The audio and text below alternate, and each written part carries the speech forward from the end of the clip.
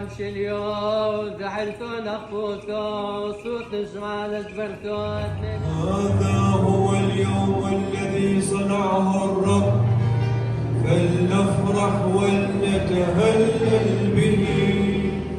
المسيح قام من بين الأموات ووطئ الموت بالموت، ووهب الحياة للذين في القبور.